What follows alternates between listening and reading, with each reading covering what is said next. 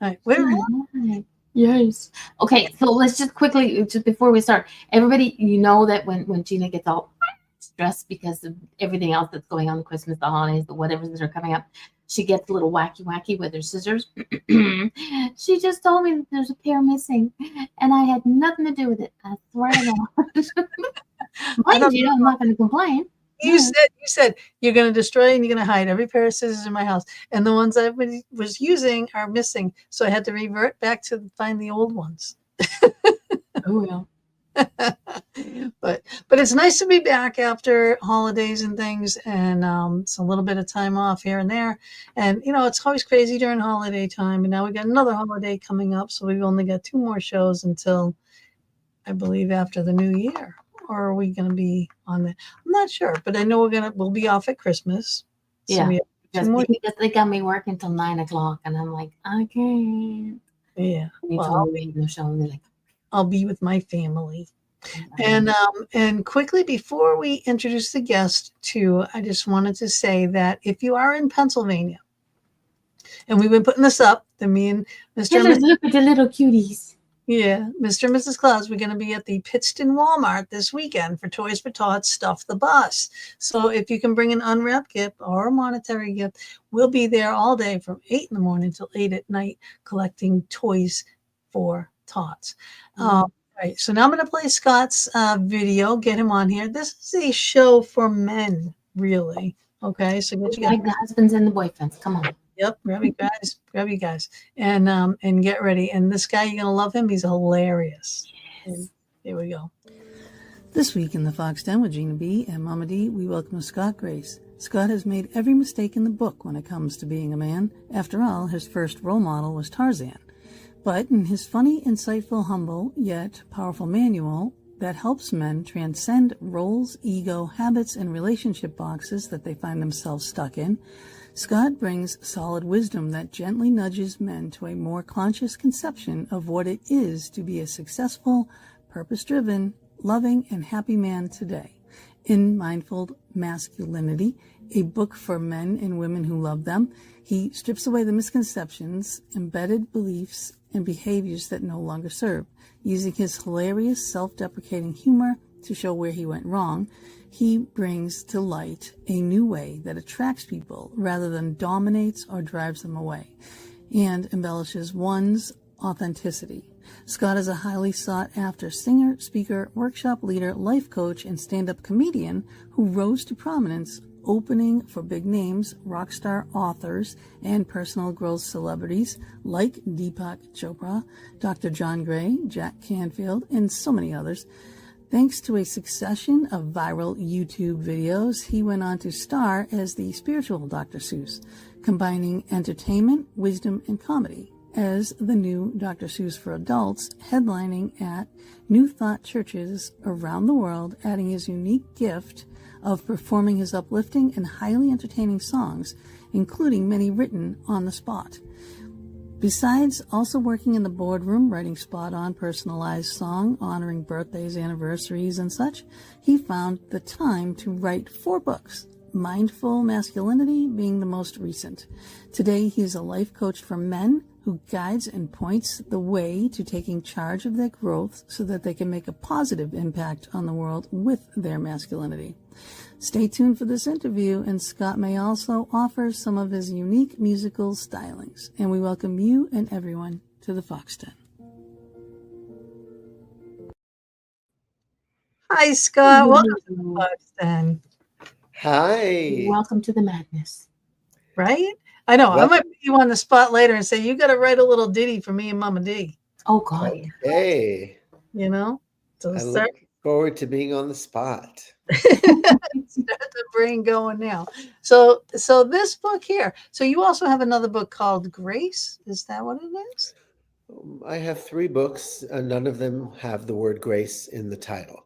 But my last name is Grace, so maybe that's what you're referring to. Oh, okay. That's because I'm saying, because I read somewhere something quick, and then it's like his other title and something Grace. I'm like, I didn't have time to look up the other books. I apologize. So I was like, what? Okay. That's what I wanted to ask. You know what? You don't know if you don't ask.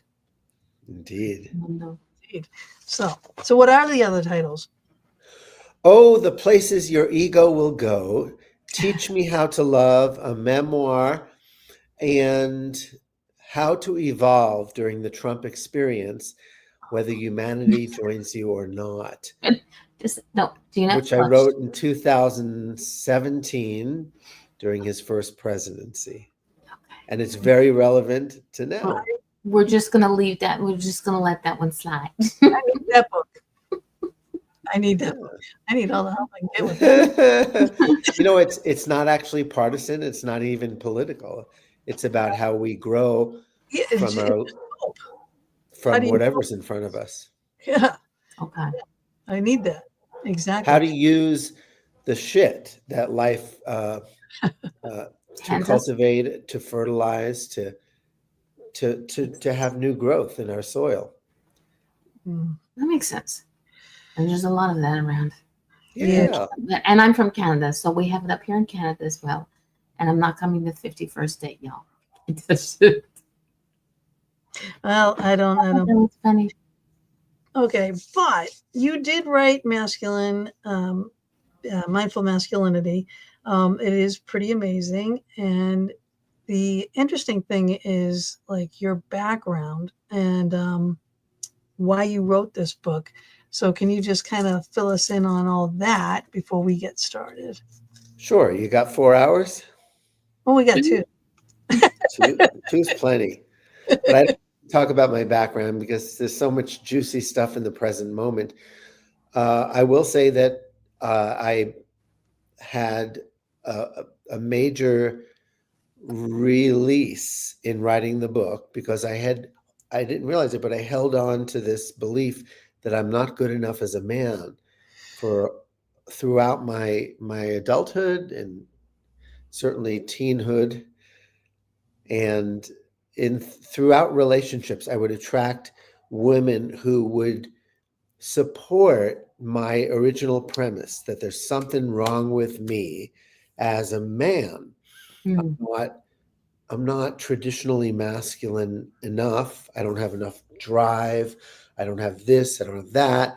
And I would collect evidence, and then I would attract women who confirmed my deepest, darkest fear eventually.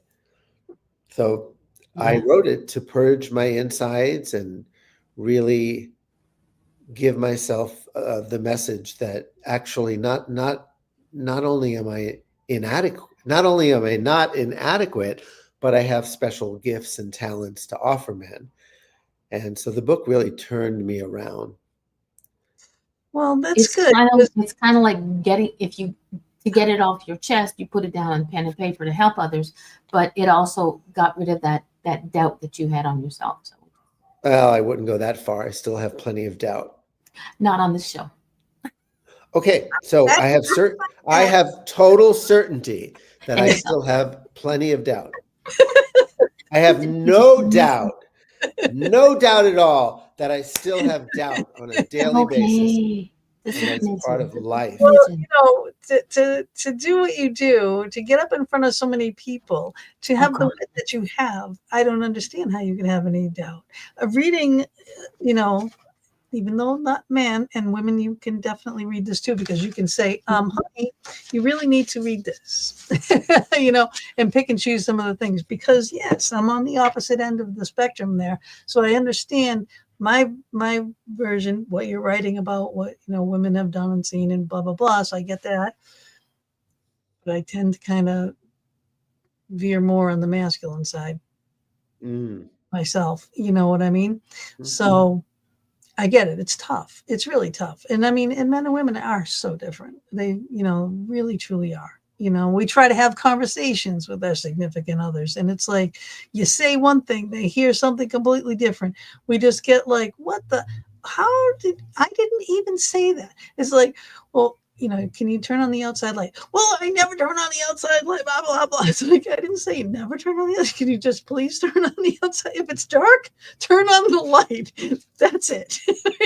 That's simple. That's it. Doesn't have to go. And I don't understand that, because when the light is on, you attract all the bugs.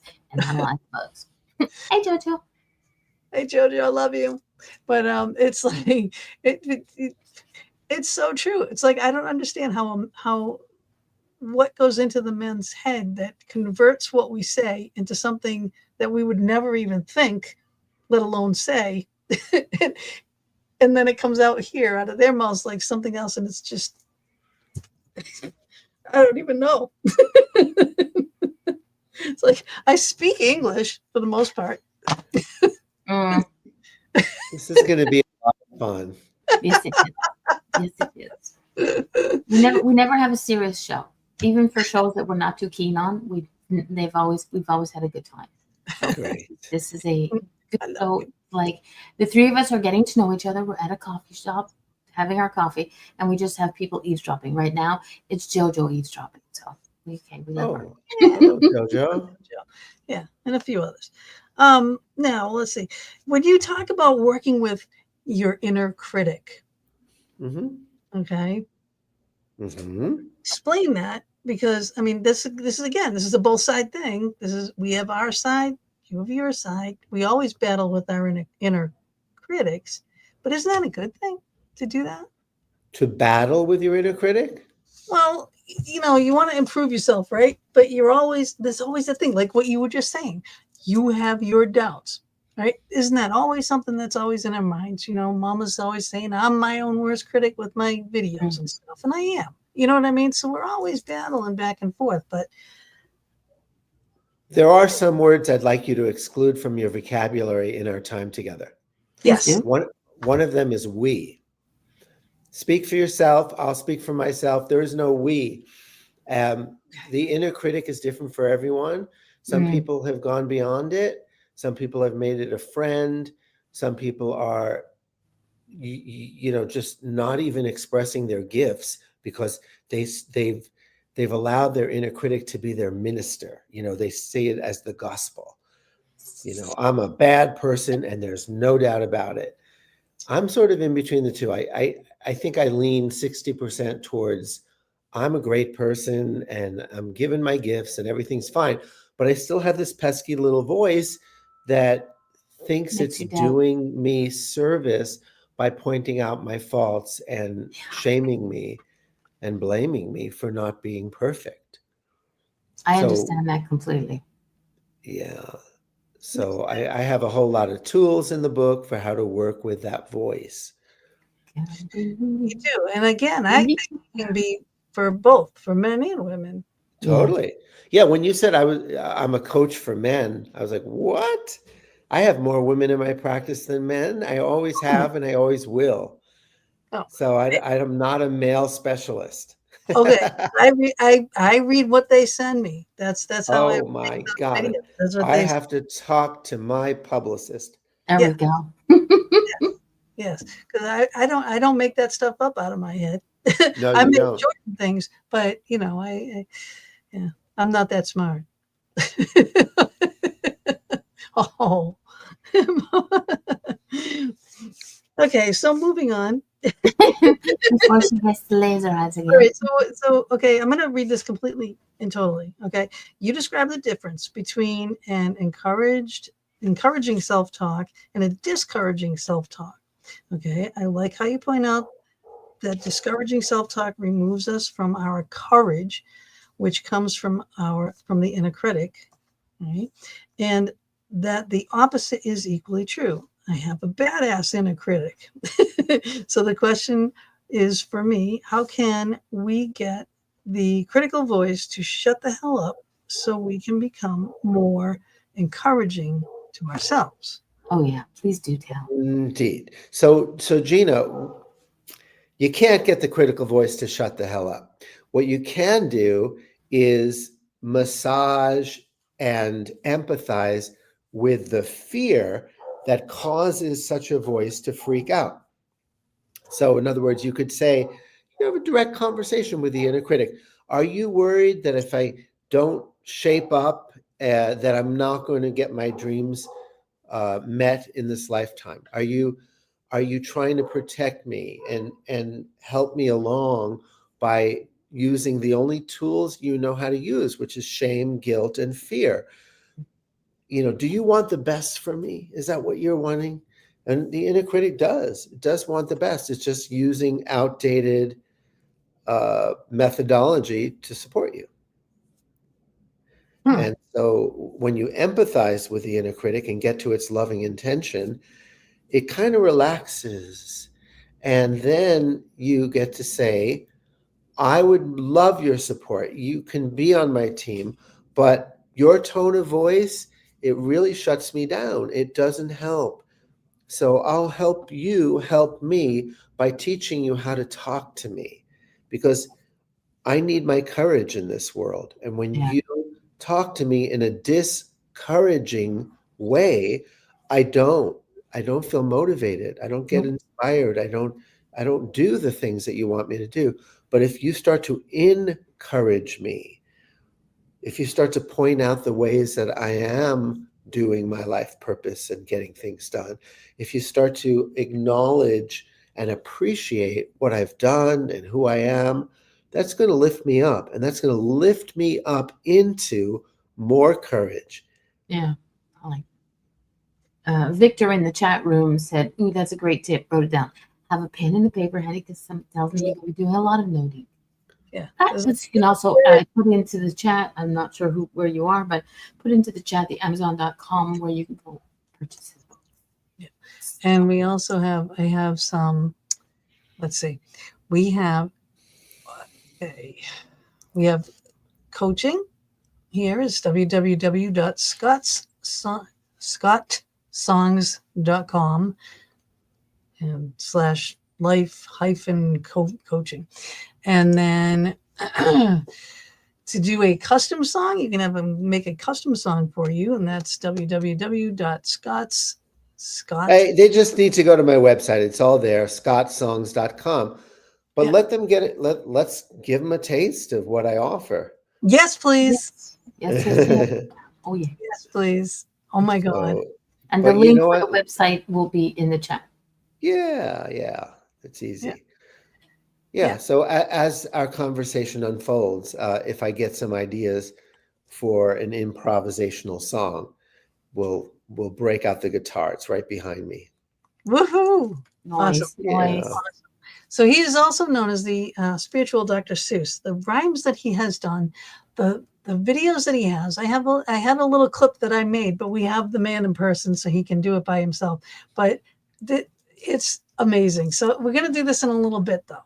So, I want to kind of stay on topic with the book for a little bit before we get into that, because that is going to definitely take off, because you're amazing with that. And I love it.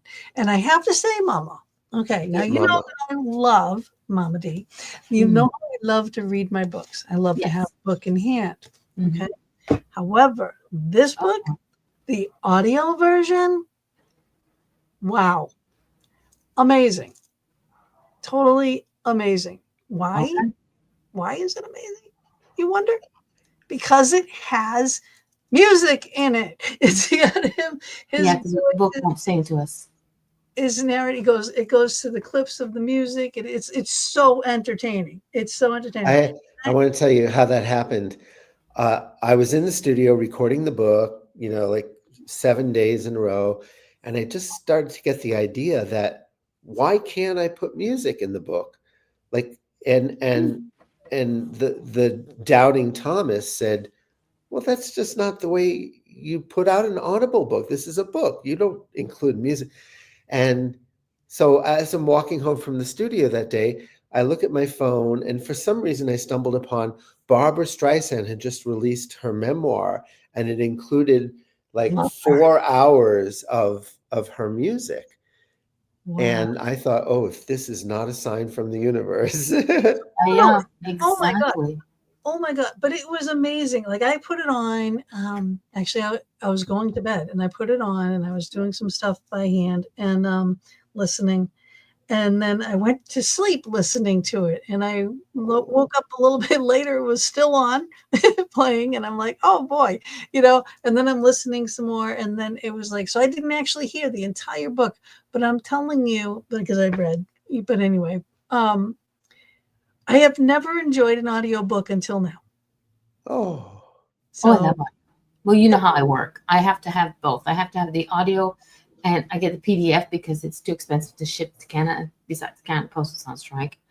But I'll get the PDF and I'll listen to it because in what was it, the read silly thing, I can't remember right now, Kindle. If you put a PDF into Kindle, you can do it as an audio. So I get to hear it as well as read it. For me, it works. I have to have both. Makes my brain work it out. Nice. Yeah. So now throughout your life, hi Richard, what did you do? Like, just go through like your jobs, what you had from like teenager up and through. Sure. Well, my first job was, I was in New York City working at the Coney Island Aquarium. And then I was selling frozen lemonade on the streets. And I noticed that there were people on the streets of Wall Street and everything that were selling stuff by themselves without a company taking most of the profit. And I became intrigued.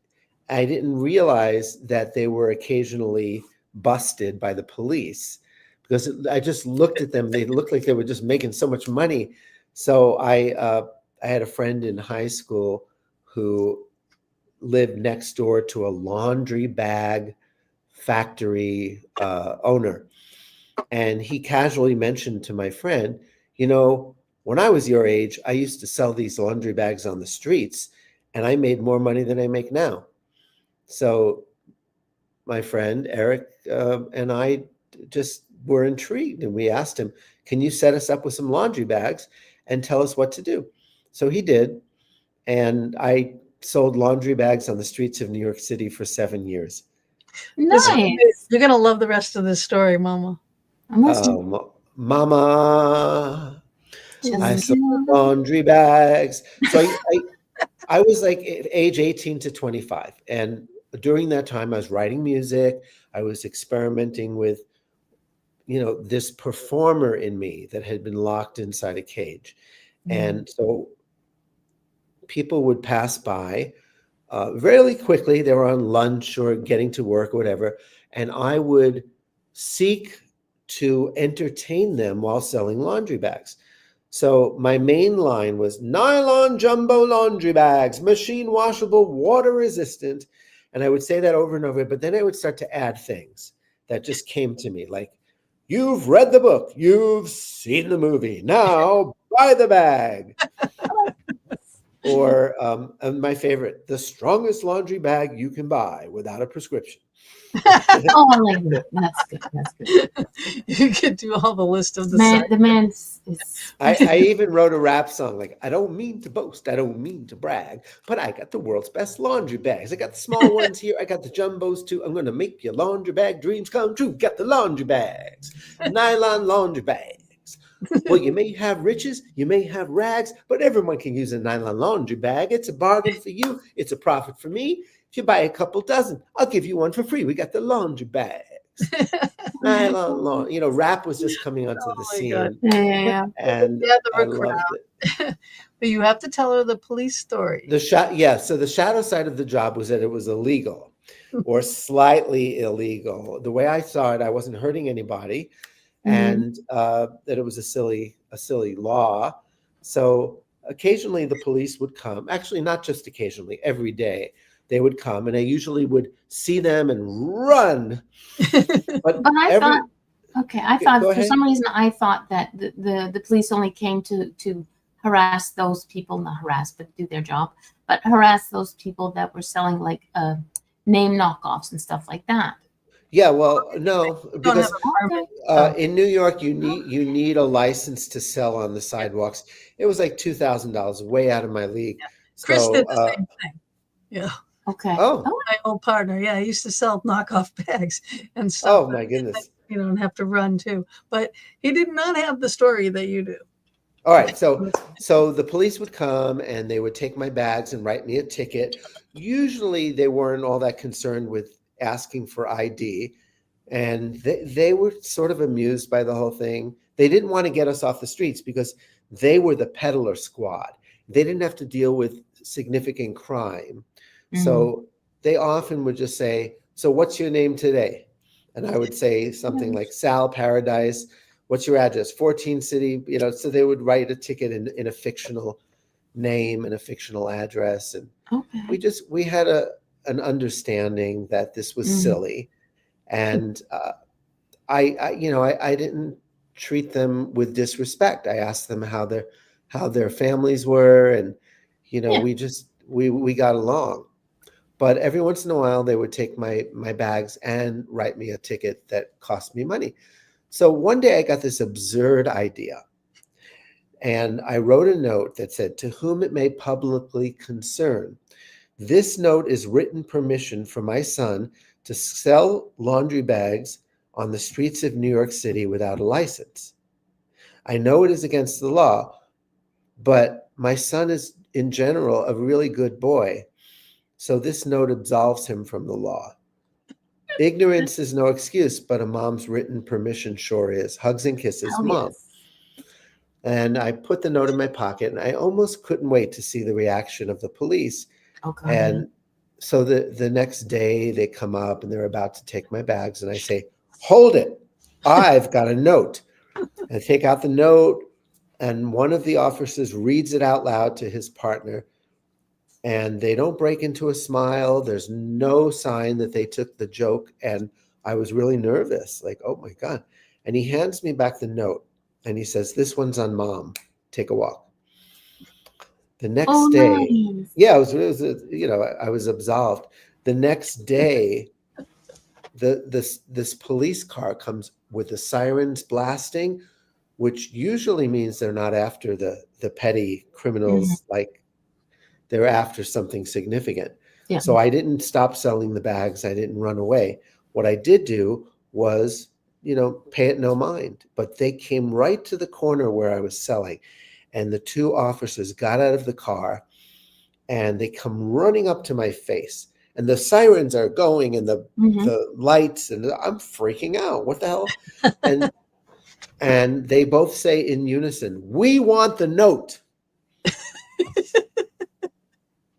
They said, one of them said, we told everybody in the precinct about it, and they didn't believe us. Right. So I gave them the note. They left me alone, and later on, they told me they laminated it and put it on the bulletin board of the 84th precinct, Brooklyn Heights, and I became like a legend. In fact, when I left New York to move to California, I left with the vow, the declaration, the commitment that I would never do something I didn't love for money ever again. So I went and I, put my all into music and healing work. And 6 months later, I went to visit my parents, and I was out of nostalgia. I went back to the main area where I used to sell laundry bags. And I went into the kosher pizzeria where I used to hide my bags. They used to let me go down to the basement and hide from the police and, and store my bags. It was like a great relationship. And I would eat kosher pizza for lunch. So anyway, I walked in there, and they said, "Oh my God, where have you been?" And I said, "I moved to California." And they said, "You wouldn't believe it, but take a look at the newspaper. They have like a local newspaper. It's the Brooklyn Heights Gazette. And on the back of it, they showed me that week there was a caricature, a comic strip of me hawking my bags. And it said, 'Whatever happened to the laundry bag man?'" Oh, nice. Awesome. I mean, That's awesome. You never know how much you affect people. So yeah, that made a major effect. I like the idea that the cops came with sirens blaring to get your note, Mom's note. Did you ever tell your mom? Oh yeah. In fact, I asked her permission. I said I forged a note. I read it to her, and I said, "Is it okay with you that I'm pretending that you wrote this note?" She said, "Oh yeah, come on." Oh, No I've worries. pushed notes from my mother many a time, but I never asked her permission. Never asked her permission. Did you? I always said I can sign my mom's name better than she can. Oh gosh. I'll tell you a funny story. There's so many funny stories, but one of them was during that first visit back to New York. Somebody organized a house concert for me, and as I was giving the concert, there was somebody who was looking at me really painfully strange all night. And at the end of the concert, she comes up to me like she's in a trance, shaking my hand. She goes, I know you from somewhere. And I intuitively knew exactly. And I said to her, nylon jumbo laundry bags, machine washable, water resistant. And she goes, oh my God. Oh my God, that's so You cute. are the laundry bag man.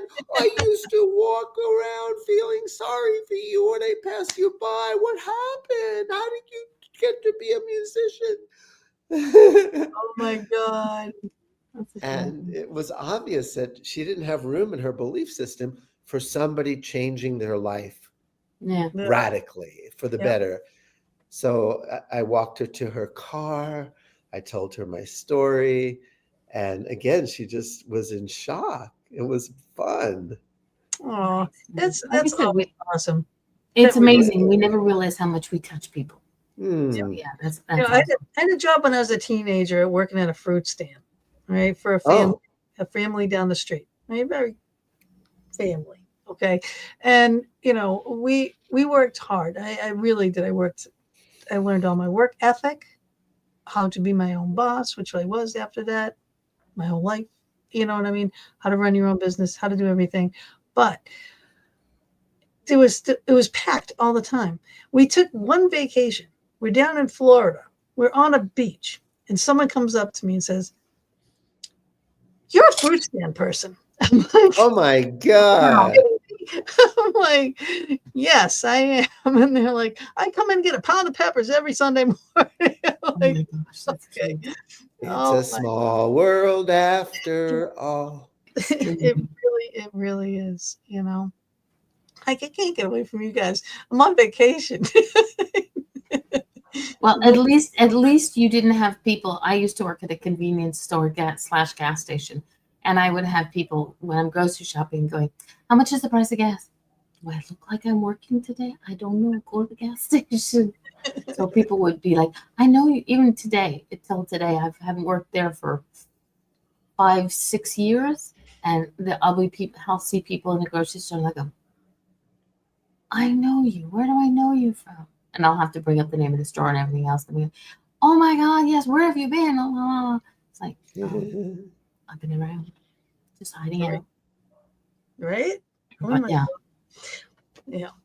So anyway, how did all of this get back to doing something like this? I mean, how did that happen? How did this happen? So you're on one road and I was on several roads. I was driving wildly on all major roads. I was a stand-up comedian. I opened up for Robin Williams, Dana Carvey. I was a life coach where I needed to be serious and help people trust me. So I had that side. I still have that side. And then there's the spiritual Dr. Seuss, which happened when I was reading Dr. Seuss to my daughter, a bedtime story. She was 2 years old, and I couldn't get the rhyming out of my head. It just was going on and on. I couldn't sleep. So I went to my computer and I started to write. And I realized this is a different Dr. Seuss. It has the same cadence, the same rhythm, but it's actually for adults, and it actually has a message. So over the course, to go there from here. You want to go there? Yeah, I want to go there. All right. So one of the poems, their poems, performances, was really looking at our relationship to the work ethic that everyone seems to have, how we think our worth is related to or based on our accomplishments and staying busy and moving in what I perceive as a rat race, like a rat looking for the cheese. And, it usually manifests in struggle, there's a way of working hard where you're not necessarily in struggle, you're in flow. And you know you're in flow because you're having a good time. Yep. You're working with the forces of the universe. So this poem just takes us back to where it all began, the Garden of Eden, and just playfully points out where we've gone wrong around all that. So here it is. And I'm not going to do the whole poem. It's a 7-minute poem. I'll just do, I'll just do the beginning. Yeah. So get in your pajamas. Let's gather and snuggle. And I'll tell you a story, the story of struggle. It begins at a time before struggle began, in a garden called Eden, where all things were grand. The people who tended the garden had fun. They prospered and played and got lots of things done. One day, two plain folks, call them Adam and Eve, went under the covers with shame and some leaves. And then came the blame game, the who cut the cheese? Was it Eve or a snake or the wrong choice of trees? The day-to-day play, all the joy they were given, gave way to the sense we must work for a living. And God did reply, kids, you gotta be kidding. Everything you could want is right here, not forbidden. But they could not receive the good news. They thought that to play they must first pay their dues. By the sweat of thy brow we must now earn our bread. And they didn't know the gluten had gone to their heads. Then they passed this confusion right on to their kids, hiding their loins with more leaves from more figs, teaching their offspring original sin, who then passed it off to their nextest of kin. And they made their cause noble. They justified pain. To suffer's God's will. No pain means no gain. And if you have suffered through life unabated, when you croak, your rewards card will be activated. That's when you cash in all your hard sacrifices and rest up in heaven with the rest of the righteous. And so, human beings, we assume the position of forgetting God's love didn't come with conditions. We dreamed up a God with a list of demands, with rules and with judgments and a whip in his hands. And over the seas came the pure Puritans to spread the work ethic all over the land. The pleasures of life must not ever be trusted. If you dare enjoy sex, you're eternally busted. God sits on a cloud with his one only son, and they both wear a frown if you have too much fun. But if you can grab a bull by its horns, well, then God is pleased and might send less shit storms. And then on your tombstone, your tribute might say, she worked hard for the money and toiled each day. He played by the rules, never did make a scene. And here lies his body along with his dreams. And if you want to see the rest of this, go to the YouTube channel. The link is in. It's the link for his YouTube is in the chat. Yeah, and there's different playlists, and I think it's the third one down. Yeah, hilarious, amazing. I love it. I love it. And I do like how you pointed out too that let's give up struggle for Lent. Oh yeah, that's towards the end. Yeah. So to wrap up now, and this is the end. And so to wrap up now, because I'm feeling spent, let's sacrifice struggle this Easter for Lent. We'll just do it now. Why procrastinate when the garden of ease is our natural state? It's been waiting. Okay. Yeah, I was going to do the end because, go ahead. Tie it up in a ribbon, So why procrastinate when the garden of ease is your natural state? It's been waiting with patience, and it's well worth the wait. The garden of ease is our natural state. It's everyone's birthright and everyone's fate. The garden of ease is our natural state. I like it. He blew that one right out of the water. But I love it. Can't get any better than the points are. There's a lot of happy faces going on the Facebook page, just to let you know. I love it. I absolutely love it. I love how you came up with that. You could just sit and watch for endless time, one after the other after the other. It's very, very entertaining. I would love to see. Are you still doing going and doing like a stand-up bit and stuff like that? So I would kill to see you go a stand-up. Oh, sweetheart. No, I don't want you to kill. I don't recommend killing. But I lost a lot of gigs, COVID and then I moved to Mexico, and I did like one comedy gig since I moved here. So things come and go. Nice though, isn't it? I mean, it's a good place to live. It's a lot. It's like I moved from Massachusetts to Pennsylvania, and it's a lot easier living, So I can imagine moving from California to Mexico was a lot easier living. Well, my cost of living has been cut in half. Yes, that's for sure. Yeah. To go from Massachusetts to here, I mean, big difference. Wow. In Taxachusetts, I should say, but yeah. Oh, Taxachusetts. I don't know if you recognize my accent yet. I tried to have R's during the shows, but I usually don't have any in my vocabulary. One of the questions I didn't get a chance to read. I did get the PDF file, but I didn't get a chance to read it because me and my job is like. Excuse me, hush. Pet friendly show, but that's ridiculous. Tell your dog this is a podcast, not a dog cast. Did you hear that? Go. Unless you want to bark your opinions in the chat room. Right? Yeah. No, because then she would try and type.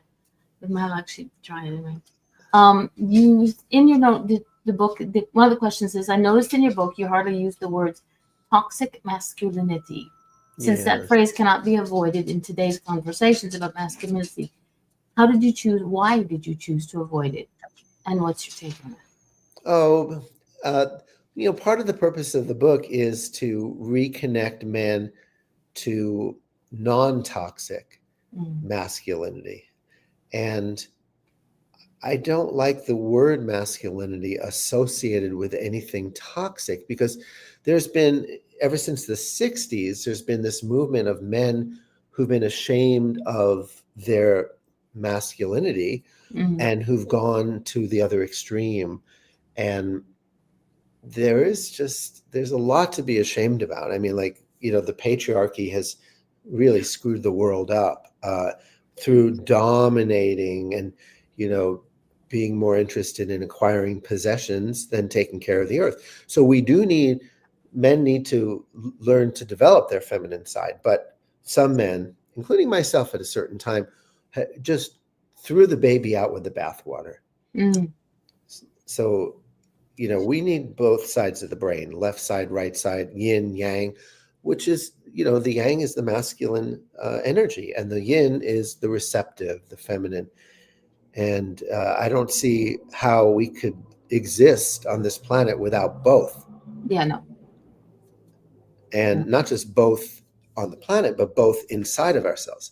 Exactly. We have reached a stage in our evolution where, women are forced in some cases, to get a job. It's just, things have changed. You can't go through life just resting in your feminine side. And men are not going to be happy campers if they're just manly men. They are going to lose it in their relationships. Women want the protection that masculinity provides, but they also want emotional availability. They want it all, and they deserve to have it all. And men need to, you betcha. And men need to step up to the plate and develop it all. And I like this. This is a paradox, because I say to men who have resistance, who think that it's emasculating to become vulnerable, to become emotionally available, I say, look, masculinity is strengthened by expressing courage and moving into new territory, pioneering. Men love to, let's go to the moon, let's go to Mars, let's do what, Star Trek. We'll go where we've never gone before. Well, many men have never gone before into to their the grocery vulnerable store side. or to the I got to watch out for you. Yeah, you do. You have a nasty habit of completing my sentences. Well, were you going to That's say all that? right.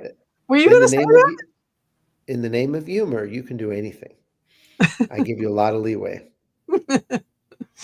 Thank you very much. But what I was going to say is that it takes a lot of courage for a man to be vulnerable and to explore their feelings, and to listen to a woman's feelings without trying to fix and solve the problem. That's huge. It takes so much growth on the part of a man, and that's masculinity, is being willing to go where no man has gone before. So it's a paradox. Yeah. So how do you have this conversation while coaching to get this through some thick skulls? I don't have to. I don't have to, because first of all, the book says it all. And if somebody comes to me after reading the book, they are convinced, they're enrolled that they need to work on this. So I don't get these, I'm going to see what this is about because I don't trust you and I don't trust me and I don't trust feminine side bullshit. Nobody pays good money to fight me. They're already enrolled. Right. Okay. Yeah. They already have an idea of what they're in for, what they're about to open themselves up Although to. there have been women who have said, I would say that there's going to be a line there, right? Because it's like, all right, I'm going to say that I have these many flaws, but not these many flaws. Oh yeah. Yeah, it takes a lot of trust, building trust, to get to the deeper levels of denial. And so cultivating a trusting friendship relationship with somebody, so important, and letting them know that I'm going to love and appreciate them whether or not they go there. Like, it's not a man.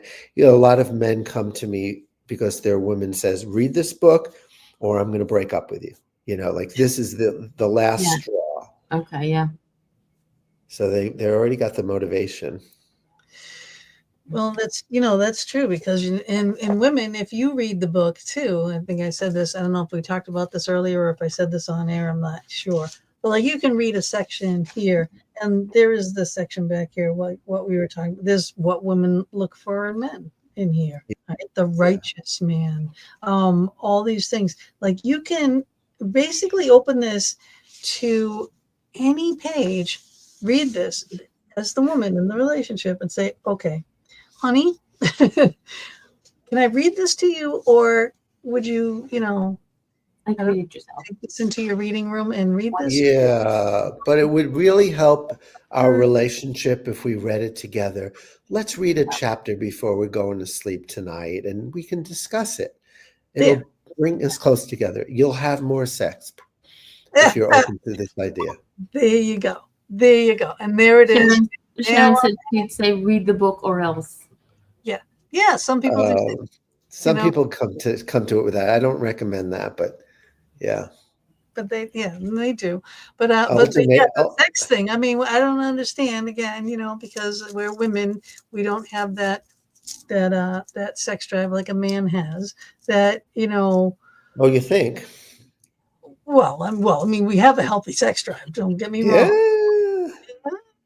Yeah. But men have a heightened sense of needing it, because for many men, it's the only time in their life where they're out of their heads and into their bodies. Oh, so that's what shuts that off.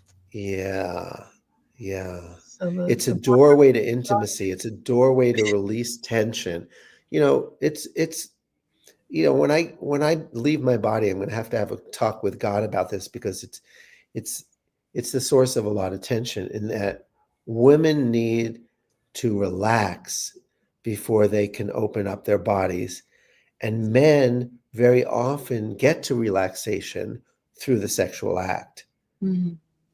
Like, oh God, I need to release this tension. right. And women need to release the tension before they even feel their sex drive. Most women. Yeah. Yeah. Yep. Yeah, that's true. Again, it's like so. Yeah, I've got a bone to pick with God I around that. know. What is up with I want to that? be a fly on the cloud. A fly on the cloud. Or a butterfly on the cloud. Let's do it. Let's do something with that. Okay, Uh-oh.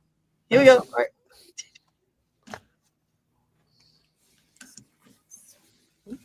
Second.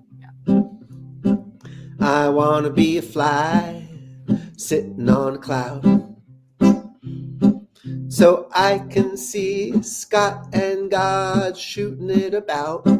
I want to hear what God might have to say, why men and women were born this way. For me, it just makes me want to say, oy vey. I'd like to be a fly on the cloud, to learn what this whole plan has been about. 'Cause my mind cannot figure it all out.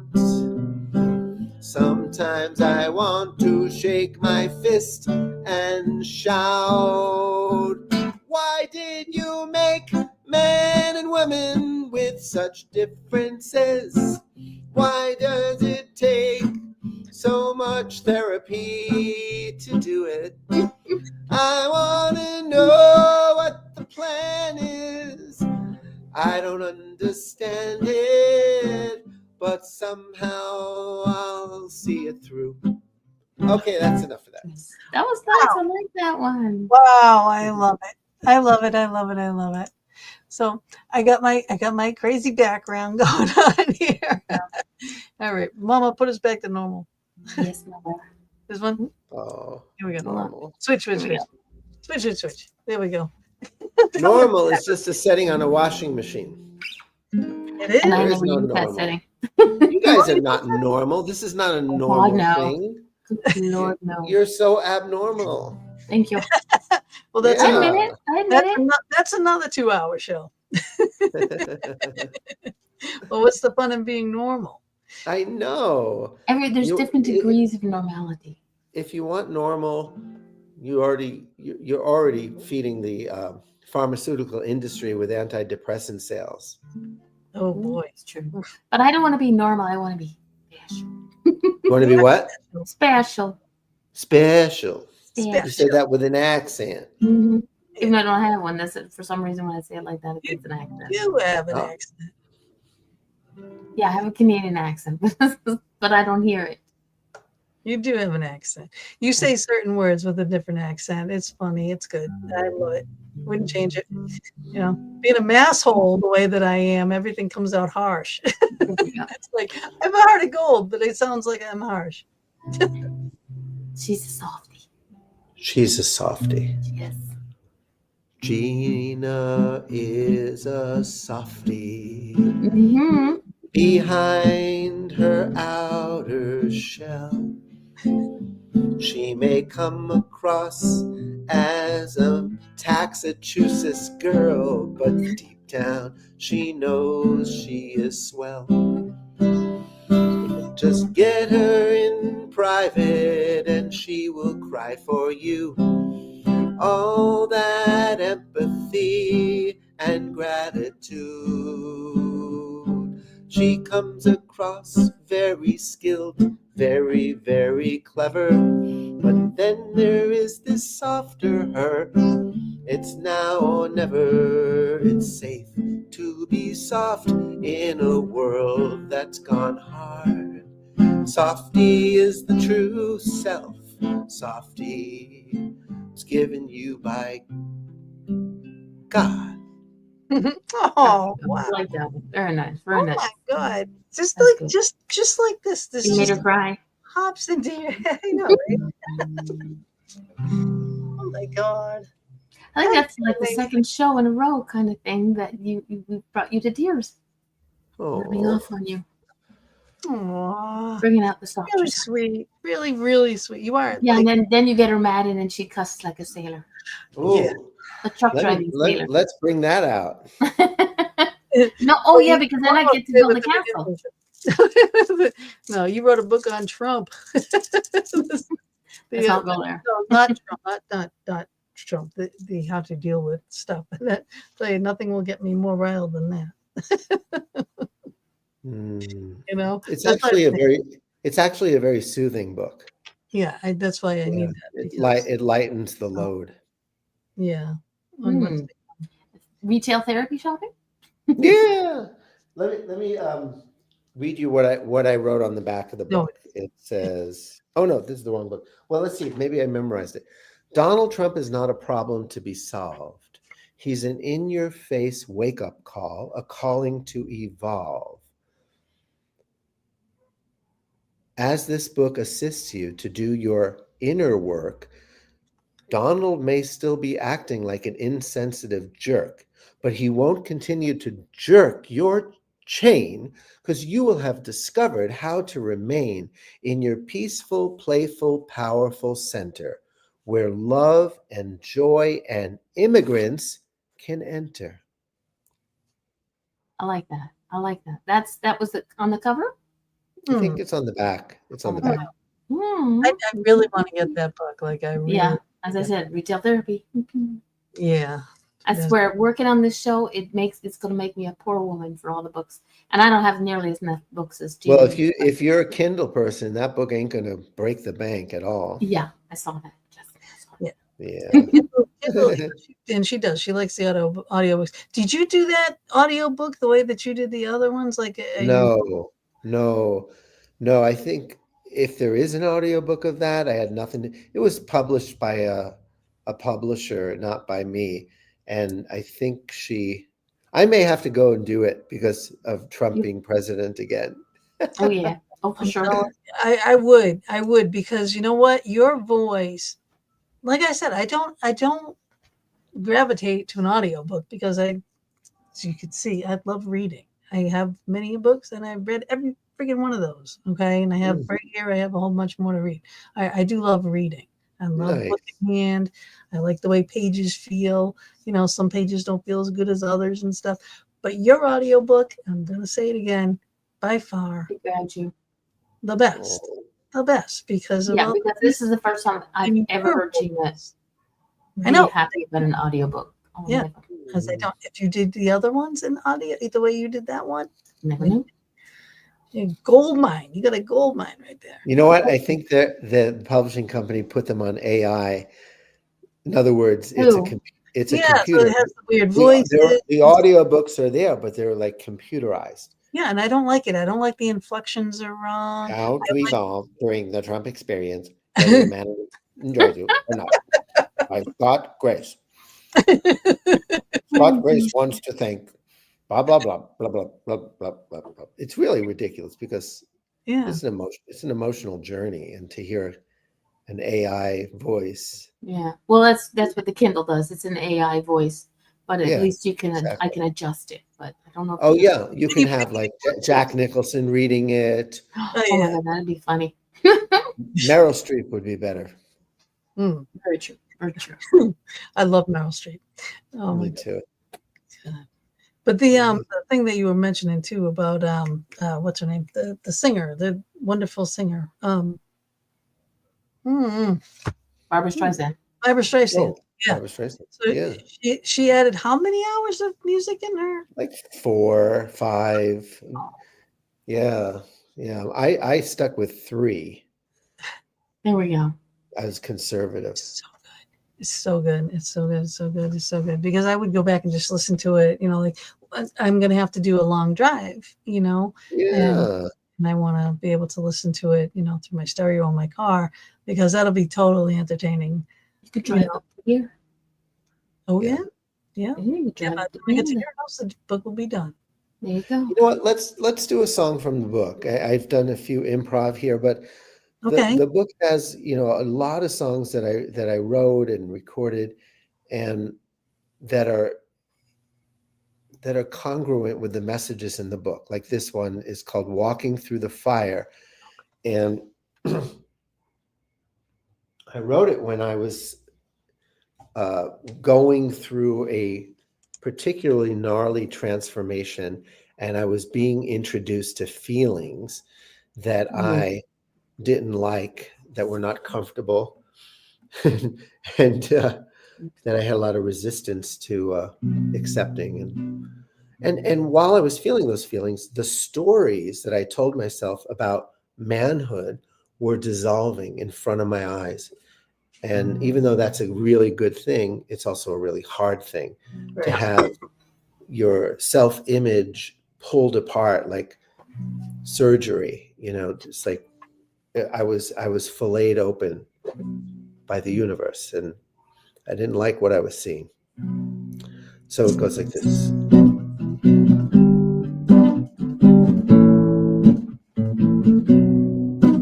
I was sold a storyline. Life is rough, so get tough. Go out and take what is mine. Stay in control. Get the upper hand. Show no fear, cry no tears. Learn to be Superman. Now that story is burning, going up in smoke. Can't live it any longer, 'cause I'm being choked. In the pitch black night, I'm looking for my heart. The light may be coming, but I'm still in the dark. Moving out the old, bringing in the new, and walking through the fire between the two. Moving out the old, bringing in the new, and walking through the fire between the two. What am I doing here? What are my dreams? Should I be flowing with the current or be rowing upstream? Is there an end to these cycles of pleasure and pain? Does my joy need my sorrow? Does the sun need the rain? Moving out the old, bringing in the new, and walking through the fire between the two. Moving out the old, bringing in the new, and walking through the fire between the two. All of these years, prisoner of my fears, and I've been hiding my heart to bear it, like I've been hit in my stomach's pit, and I haven't come up for air yet. But as I take my first breaths, my heart is put to the test. There's a lot of emotions to feel. Sometimes it cuts like a knife, but I'm committed to life, and I know that the blade is slicing to heal, leaving what is real. My soul is passing through the in-between, like when you know that you're dreaming, but you're still in a dream. An old caterpillar is about to die. Does it know it's becoming a butterfly? Moving out the old, bringing in the new, and walking through the fire between the two. Moving out the old, bringing in the new, and walking through the fire between the two. That is awesome. It's very powerful. That is powerful stuff. Yep. Yeah. You could say On that. your go ahead. Go ahead. On your website, you have a section that says song portraits. Yeah. What is that? So people usually they hire me, they commission me to create a song for a loved one, for birthdays, anniversaries, weddings, and funerals. And I recently, the last one I did was for somebody who his wife died, and he wanted me to write a tribute song that he could play at her funeral. So sometimes the songs are celebrational. Other times they're really deeply healing, and I tune into somebody and help them face something difficult by singing to that difficulty. Yeah, we So, definitely going to have you come up with something for our show. Foxton. Yeah, the Fox Regina B. yeah, Crazy ladies. yeah. You had to Yeah, do that. because we try to help people with every show. We always say if we help one person, our job is done. At least one person. We You know what I mean? Yeah, And then it goes from there and there and there and there, you know. yeah. But you know, I've asked this like a couple times over the years, and I think you're the one.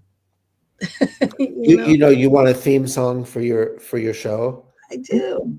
Yeah, that's lovely. I have a note from my mom that says that I can do the note. It says, "Oh God." Well, It took him a second. I love that one. I'll need to see the note.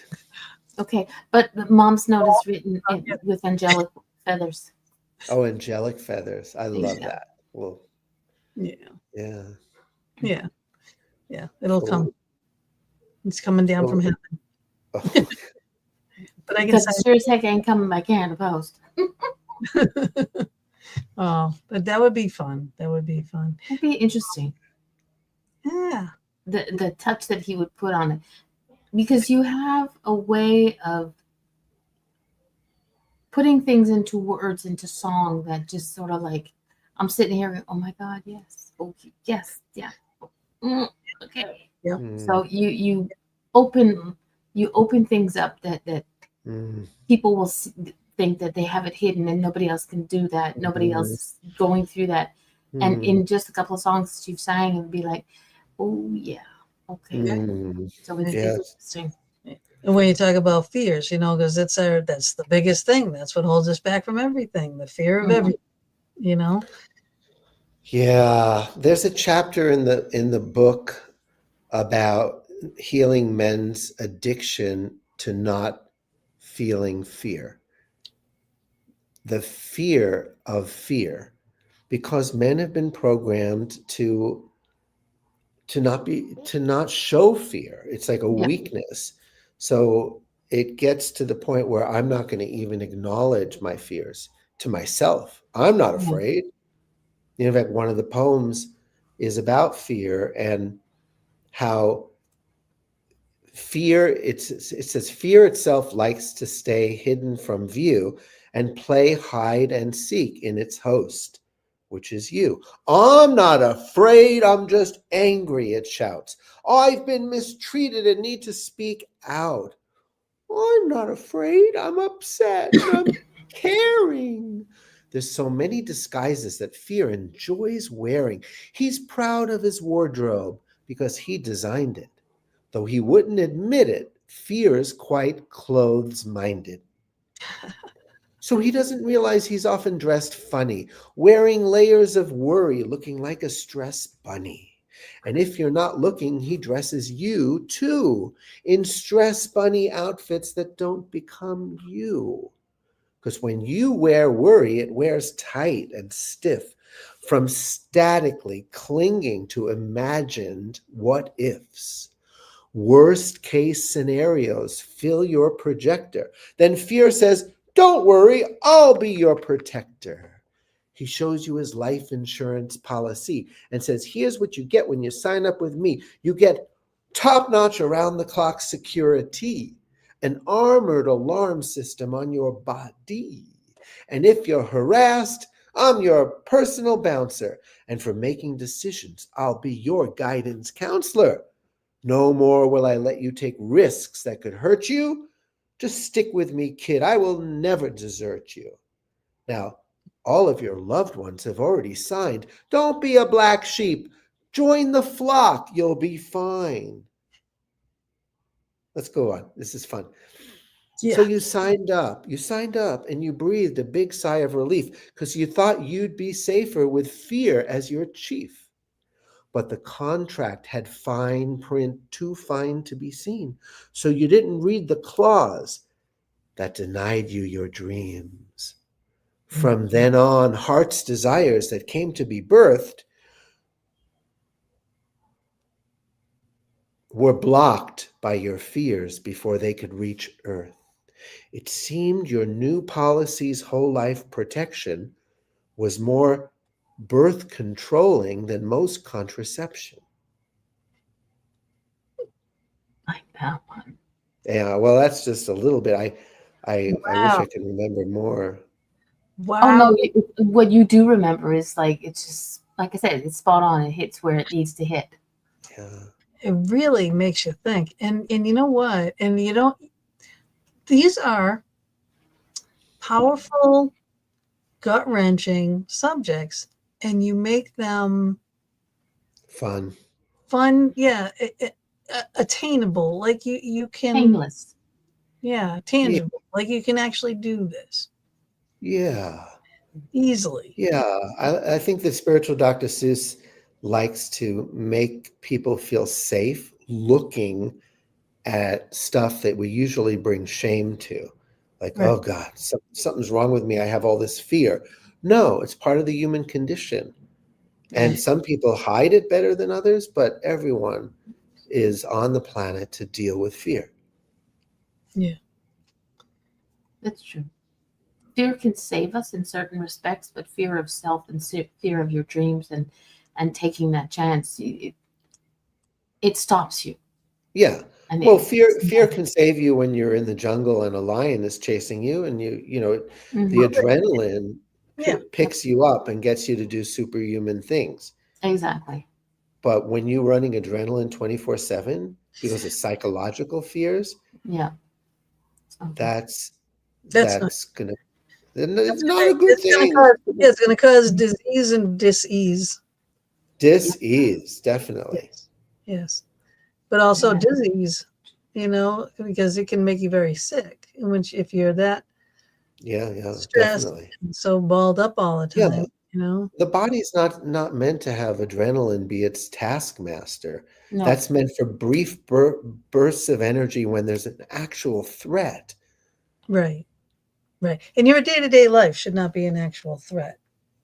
I don't think so. And people live their lives like that. Like on a more serious note, people do live their lives like that. And you know, uh both men and women, being in a relationship that, one's scared to death, of whatever from the other, but then again, even though you're scared to get to death of being with that other, they're more scared of leaving the other. It's like, oh my gosh, I just feel so bad. Like I'll see a story on TV or else, on one of those talk shows or something like that. And I say to myself, like, why would you stay? Just go, just go.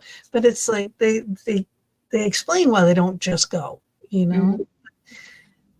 If they can listen to a song like this,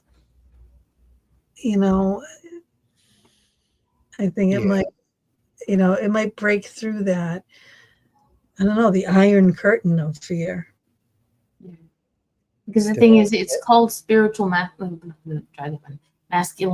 masculinity, but it also has messages that work well for women. So it's not just a one size fits all just for boys.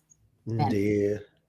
So because there's things, and just what you've said, just what we've spoken about, and just like Gina was saying, talking about the book, there's things that sort of ring true for me. So it's not like I said, it's not a one size fits all, men only.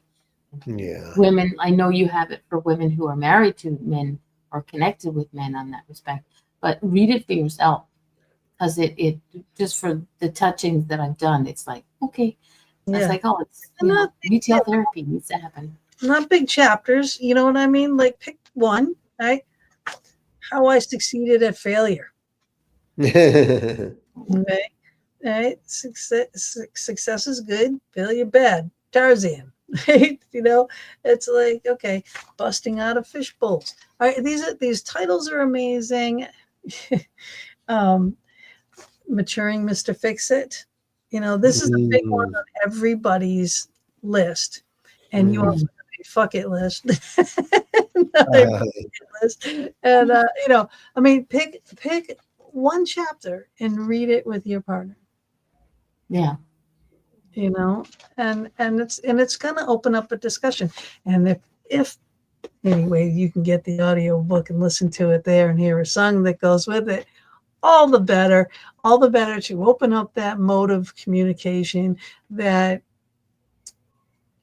the distance between the two, you know, it might break down some of those walls that, you know, Yeah. get it. Yeah. Did you understand that, you know? Oh yeah, because just reading the pages, reading the words on a page, you'll get it, but hearing it, you'll get a whole different view of it. Well, hearing it in his And his voice, words, his voice. yeah, you do. It's a definite different concept. Because again, I've said it and I'll say it always. I'm not an audiobook person until this one, but I still love, you know, like I'm glad I read before I listened, you know. So it kind of Oh yeah, you have to. You have to. it put me in a different state, you know. But there's so I much. feel very honored by the two of you. You really you actually read the book, and that doesn't happen very often with podcast hosts. That is Well, true. we're different. We're, as I said, we're spiritual. Yeah. I read every book for, you know. Yes. And we have discussions about it throughout the week when Yeah. we're recording those, especially because everyone knows my schedule and I don't always have time to read it. So for me, that's why the audio is Yeah. more. Yeah. When I have dog ears It's all not doggies over again. the book, it's like, you know, that, you know. I was like, Oh, I love I that. want to buy her those little teeny tiny Post-its for each Oh, I have page. those. So I have get those. And those books are loaded with them, and then it's like I leave them in there when I, you know, so I can pull them out. So it's like all those books over there, like they're so mangled when you pull them out, but they're well used. You know, like I have a section of books that I will go to all the time. You know, this will be in the section of that because this is something. This is a good reference because again, if you read one of these chapters, Men on Fire, you read one of these chapters, and it's going to mean whatever it is that you're going through at this point in your life. A year from now, you can pull this out and read Men on Fire. Right? After you've already discussed this with your partner, you know, it will mean something different then. Mm-hmm. You know, exactly. Reading at different times in your life will mean you'll catch different nuances that sort of like, ooh, that was that smack in the head that I needed back then, and this is what I need now. Exactly. Mhm. And so, I mean, I think you're phenomenal. I truly do, and that's why I'm And like, we're not biased at all. Mama, I didn't hear you. Can you say that again? I said we're not biased at all. No, I hear a lot of neutrality coming out of your mouths. Okay. One thing when you see me, Scott, and I'm looking off the sides because I also do the social media part of this, so I'm like, Yeah, you're a so multitasker. it's not that I'm bored or anything. I mean, No. like, can I have some more? That's why it's always good to have headphones on for me. yeah, I got to do this because I'm having the problems with the reading. These are the reading glasses, mind you. Okay, we talked about that. Okay, okay. The righteous man chapter. This is Yeah. all right. So, okay, I'm just gonna read it out again, the whole thing, so that people can understand. All right, the chapter called The whole chapter? No, no. Yeah. The question. The chapter called "The Righteous Man" was really righteous. It seems like most men have this need to be right, in that it pushes away connections and closeness. How can a man deal with the part of his psyche and you say by finding the courage to admit, face, and move past shame? How is needing to be right connected to shame? And how the hell do you get a man to talk about shame? I mean, this one here, I had stars and everything on it here. So for my question, so I was like, all right, make sure I ask that one. The other one was we already talked about. So it's like, so Yeah. this is how do you, because men have always been taught not to talk about these things. Yeah. Well, you don't. You can't pry a man open with a 2x4. Really? He's got a. She Well, tried. yeah, I know. How's that been working for you, Mama? Upside the back of the head. I've been married for 40 plus years, so I guess I'm doing okay. Very good, very good. But does he appreciate the crowbar? Maybe I do it well. he's a crowbar magnon man. He's a crowbar magnon man. There you go. Exactly. And I generally do it while he's asleep so he can't catch me. Oh, okay. So it's a subconscious crowbar. Exactly. Maybe it's a grow bar. I like that one. There's a song. All right. So here's the thing. Nobody lets stuff arise unless they feel safe. Like, so for a man to face shame, there's got to be a lot of trust. And you're not his therapist. You don't. It's not your job. That can be really screwy when you start to try to change or enlighten or even just help a man face his demons. It's just, if you're in a relationship, romantic or marriage, that's not a good thing, I don't think. Because then your Mrs. Fix-It is trying to fix him. Huh. Well, we say, instead of, it's Mr. Fix-It and then Mrs. Mom. It's always the mother. My, yeah. But I would say don't try. Send them to me. Send them to me. Like, let another man or a men's group. I've belonged to men's groups since 1996, and to open up in the presence of men and develop trust with men, it's almost like a prerequisite for intimacy with a woman. I can't imagine trying to go about having a relationship with a woman without a network of men supporting along the way. Well, you know what? That just made something click in my head about, my relationship and Bob, because he's like, I always feel like he's more open with his men friends, Yeah. So why can't you talk to me like that? You know what I mean? Or smile with me like that, or whatever. It's a different kind of a connection. Yeah. So we maybe get one side of them, whereas the male friends get a separate side. Yeah, but that just made me see that in a whole different light. Just what you said there. So, So that whole thing about what we do, Mama was saying, like, if this show helps one person, that just helped me right there. Yeah. Oh, sweetheart. I'm so glad. You were the one. Right? Today you were the one. Well, maybe there's more than one. Of course, there's always more than one, but our way of thinking is we help one person, whether it's a person in the chat room, whether it's Gina or I.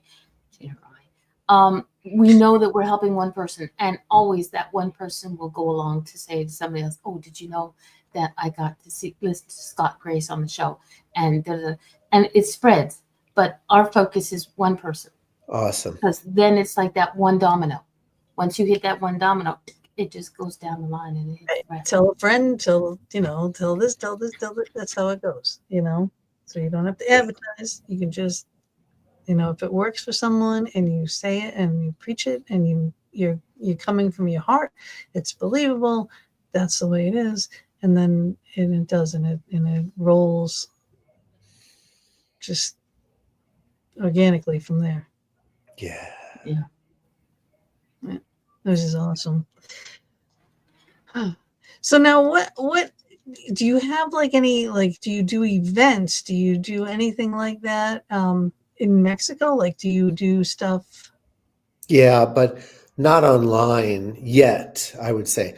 Yeah, I've just been a joyful, secluded hermit lately. I live in a community, and I teach tapping and something called authentic relating, basically for the community. And my inner critic says, "Put this on YouTube," and I'm like, if I'm not inspired, if I don't feel. When I was writing the book, I was waking up at 4 a.m. and steady stream of ideas running to and it was exciting. And I've gotten to the point in my life, if I'm not inspired, And it's just like, oh, you should put this on you. You should, get on social media. It doesn't work. I don't muster up the energy unless I'm excited and ignited. Mm-hmm. So right now I'm excited and ignited about serving the local community here of expats, mostly here in this little town. So the tapping, this kind of tapping, to release. Emotional freedom technique is another word for it. Yep. Yeah, because I do that a lot up here. Like, come on. Oh, you do? Sometimes it's just to get the brain to work, but I do think tapping is good. I have bad lungs, so I do a lot of tapping on my chest, so like I like the sound therapies. I like the thing that, the tapping like that, because it does help, it does promote good health. Are you familiar with the energy medicine? Yeah. Oh, yeah. Yeah. I've been watching a lot of Donna Eden's work lately and doing these exercises for the lungs and the heart and the aura. And it's fascinating to me. It's a whole new world. That is. Yeah. We do quite a few shows on that subject. A lot of she's a Reiki master too, so that's more energy healing. I do prana work, so manipulating energy and things is something to be witnessed. And if no one's ever done it, they should just try it. Whatever works for you, whatever your issue is, but there's a healing technique for it. And the power of the mind is really, it's amazing, powerful. That can heal you of lots of things. That modern medicine can't, or if you can't afford modern medicine,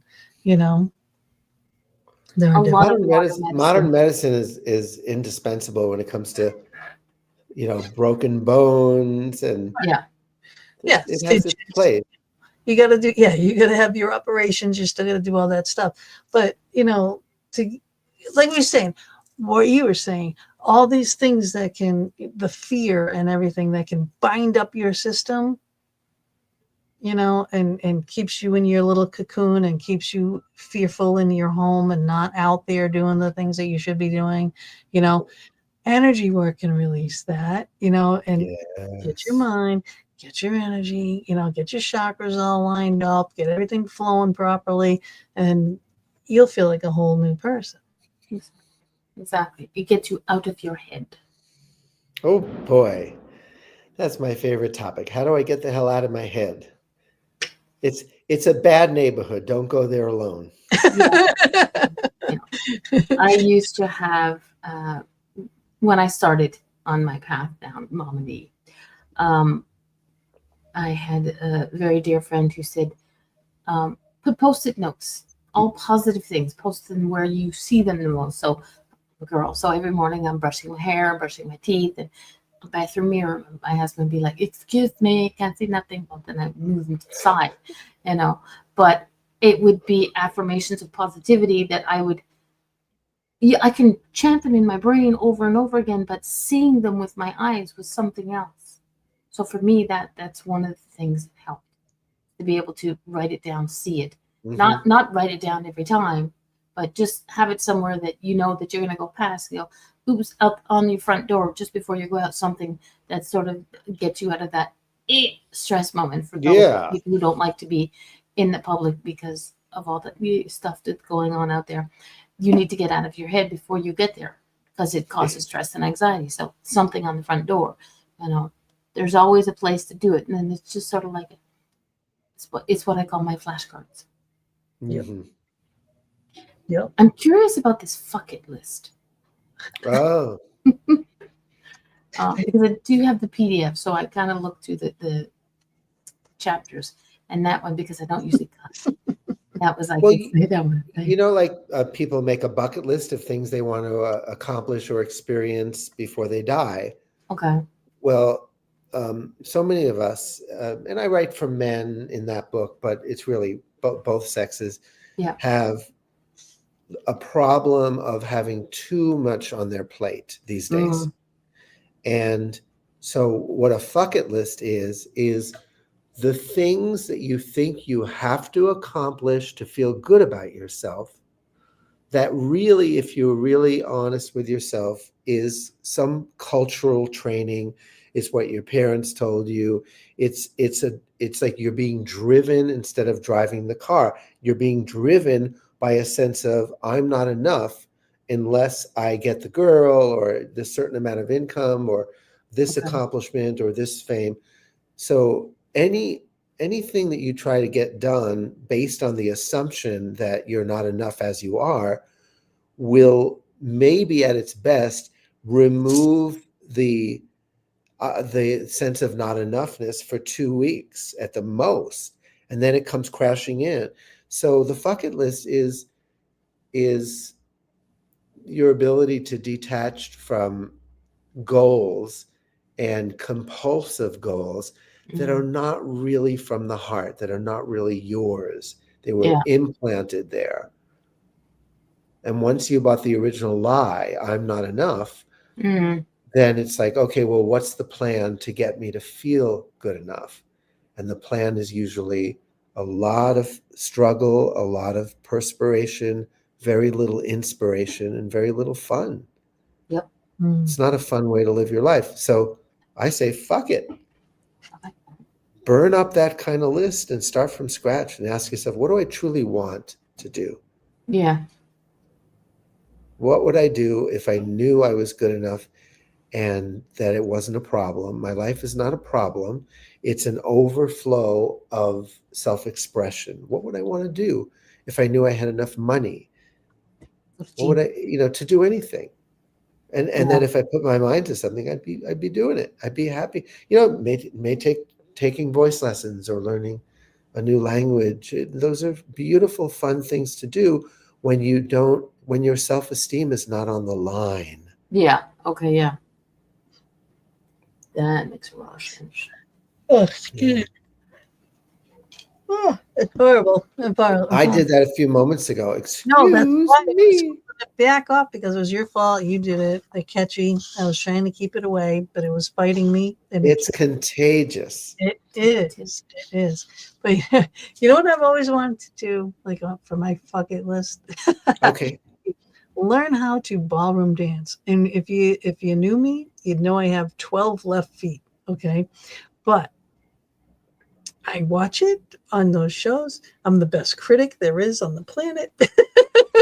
When I can point out everything that they're doing.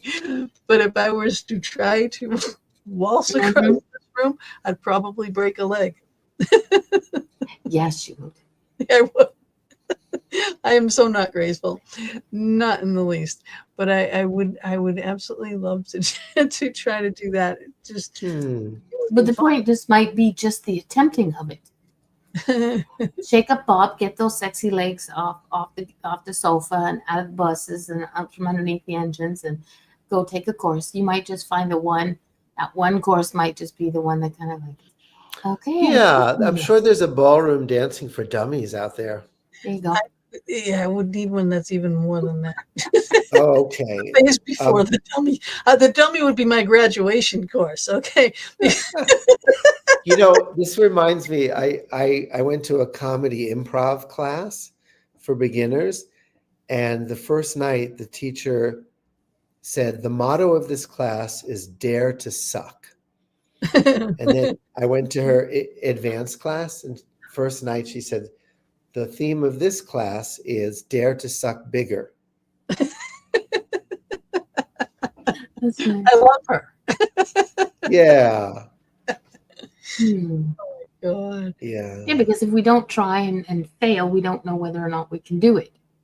Oh, You that's just true. sit there and go, I wish I could, but I can't because I don't think I can. Give yourself all the reasons why you can't dance 12 left feet, but you need to try. You need to go out there and just try and it. also And in be the prepared to presence of, fall on your tuchus. oh yeah. Oh, Yeah, I mean, how do little babies learn to walk? Falling down on their tuchus. Oh, I get it. I mean, I've done everything else under the sun. I push myself all the time. Trust me, all the time to do. My dad always said, if someone else can do it, that means you can. I'm a tool belt diva. Oh. done construction. I do all that stuff my whole life. That's why I can't dance and I'm not graceful.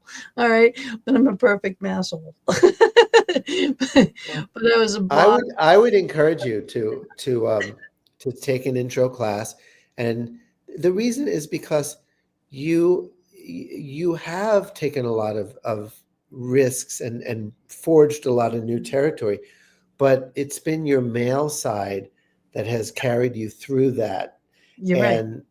you know, ballroom dancing is a gift for the feminine part of you, and for you to belittle and demean yourself, it's amusing, but it's also painful for me to hear that, because I want you to have more permission, not just to stumble when you're beginning something, but to feel that feminine energy that would come Mhm. from dancing.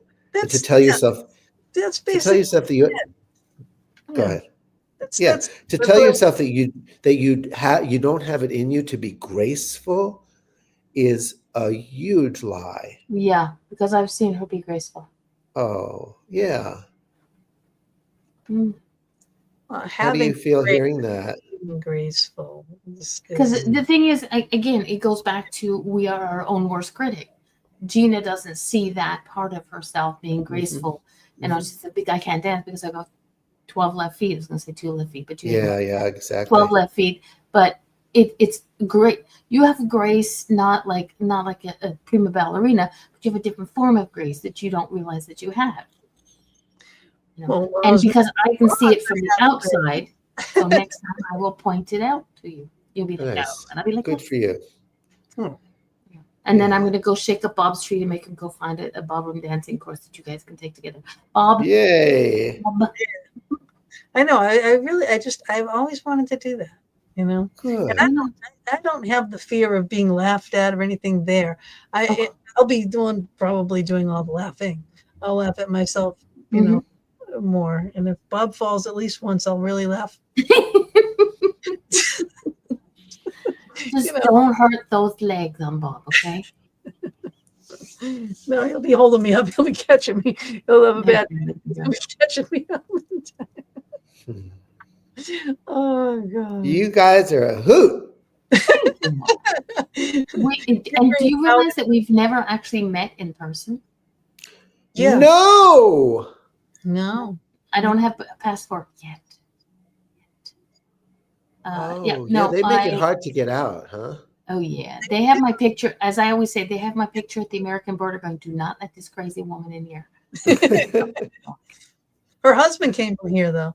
Came from Philadelphia, as a matter of fact. He's a Philly boy. Yeah. I said no Canadian boy can handle all this crazy, so I imported one from Philly. So I said, well, she's got to get a passport. I mean, sometime he'd want to come visit his family in Philly, right? Does he still have family in Philly? He's talking about it next time. Oh God, yeah. Well, let's sing about your relationship. Ooh. Your really special relationship.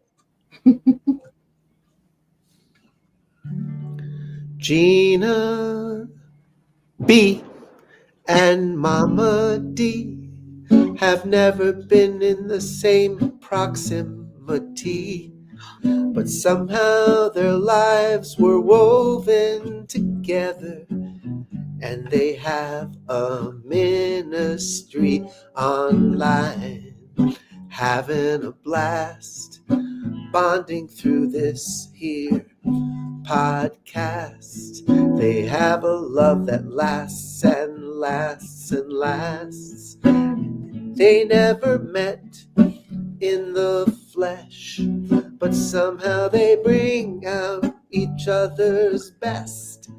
They both are full of passion and of zest, and their lives are a success, 'cause they touch at least one life every time they do a show. One life is enough, and they got the stuff to make it grow. All we want to do is a little more, and motivate Gina to get on the ballroom dancing floor, so her feminine spirit can soar, and cross that off her list. Following your bliss, you know you can't resist. Ballroom dancing, falling on your face, finding your own grace, laughing at yourself and laughing at Bob, bobbing those apples. You'll help each other stumble and you'll help each other rise. Yeah. Oh my God. Loved it. Loved Loved it. Oh my God. Oh my God. Nice. Wow. You need to There are certain, I'm going to warn you now, Scott, there are certain bits that if I can extract the audio version of the songs, I'm going to be posting them on Facebook and I'll tag you in the, like. Oh, please do. Yeah. Yeah, we're gonna clip that part right there. Oh yeah, I wrote it down. Oh, thank you so much for that. You are amazing. You're an inspiration. You're amazing. God, I can't even imagine the countless people that you have helped, and they must all like never want to leave you. You know. There is a waiting list. Oh, that's a good thing. No, I'm teasing. But you know, we touched on the inner critic early, and we I don't feel like we really got to the essence of it. So I'd like to let the spiritual Dr. Seuss take a stab at it. Okay. So he says, the critic will travel with you on this earth and be your companion for worse or worse. It pretends it's your friend, your bestest amigo, and it pours on the guilt.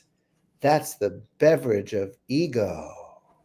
It's there to protect you, to help you be strong. So it has to remind you you're doing it wrong. You're weak and you're lazy and you don't have a clue. That's your drill sergeant critic trying to motivate you. Your critic wants you to be all you can be. So it gives you these pep talks all day and for free. Oh, the places you'll go and the guilt trips you'll travel, as the critic plays judge and bangs down on its gavel. But you always can get some relief from your shame by projecting it onto the others you'll blame. For that is the critic at its beastiest best. It nurses its grievances close to its chest. Republicans, liberals, your parents, your ex. The world is just teeming with folks to correct. If only those fools could conform to your ways, you could get on with life without further delays. The critic loves finding new gripes to complain about, turns molehills to mountains of yikes to feel pain about. Sometimes the critic's stuff makes you so stuffy, you come down with a cold or an ouchie more roughy. But there's no time for rest, so get up out of bed. If you're just here and now, you won't get ahead. Your to-do list must buzz like the bees when they're busying. Keep filling your days till you're endlessly dizzying. Oh, the places you'll go and the people you'll see, all through the lens of, what's in it for me? Because the critic believes there is something it lacks, and until it is found, it won't let you relax. Perhaps you'll find it in the next one you date. True love at first sight with a soul kind of mate. The romance is hot till the climate turns cold. Because when critics collide, they do not make a whole. It's great till the love gets obscured by control. Because when critics combine, they do not make a whole. So, the critic moves on, ever constantly striving, addicted to seeking, afraid of arriving, traveling fast at the speed of surviving, with fear in the driver's seat, doing the driving. Or perhaps you are on the fast track of success, constantly driven to be great, better, best. You're a mover, a shaker, a big-time achiever. You're a real self-made man or a dazzling diva. You're rich and you're famous and you make quite a splash. You're on top of the world and you're rolling in cash. Today, you drive the right car. You've married the right spouse. Today, lunch with Oprah. Tomorrow, the White House. But at night, insecurity pays you a call because you know anytime you could lose it all. Your shrink says to rest. Your spouse sure agrees. Your doctor says ulcers take 14 of these. You know you should slow it down sooner or later, but your foot is just glued to that accelerator.